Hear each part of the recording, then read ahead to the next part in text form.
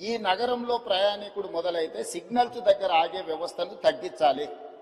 Free left మనం ఎంత వేగంగా వచ్చినా జంక్షన్కి రాగానే లెఫ్ట్కి పోవాల్సిన వాళ్ళు అక్కడ ఆగాల్సి వస్తుంది. దానికి ప్రధానమైన కారణం ఫ్రీ లెఫ్ట్ దగ్గర మనం బాటిల్ నెక్స్ని మనం క్లియర్ చేయకపోవడం, కరెంట్ పోల్స్ పాతడం, లేకపోతే ఆటో వాళ్ళు అక్కడ అడ్డంగా నిలబెట్టడం. ఈరోజు ట్రాఫిక్ పోలీసులకు కానీ ఆపరేషన్ రోప్ అని పెట్టినాం. ఫుట్పాత్లు ఆక్రమించుకున్న అన్ని తొలగిస్తున్నాం. ప్రజాప్రతినిధులు అందరూ కూడా సహకరించాలి. ఇది ప్రజల కోసం. చాలా మంది ఫుట్పాత్ల మీద ఆక్రమించుకోవడం వల్ల ప్రయాణికులు కింద నడవడంతో యాక్సిడెంట్లలో చచ్చిపోతున్నారు.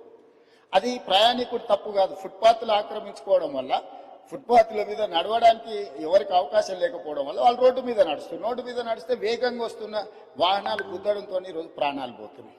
అందుకే కొంత కఠినం అనిపించినా, కొంతమందికి చిరు వ్యాపారులకు కొంత కష్టం అనిపించినా ఈరోజు ఫుట్పాత్ ఆక్రమణలు తొలగించడం ద్వారా ప్రాణాలను కాపాడాలనుకుంటున్నాం.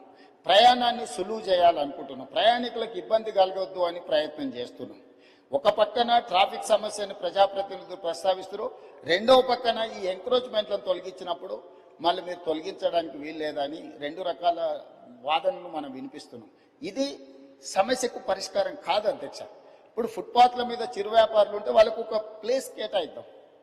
ఎక్కడైతే వాళ్ళు వ్యాపారాలు పెట్టుకోవడానికి అవకాశం ఉందో, చిన్న చిన్న వ్యాపారాలు పెట్టుకోవడానికి ఎక్కడైనా ప్రభుత్వ భూములు ఉంటే వీళ్ళని తీసుకెళ్ళి అక్కడ పెడదాం.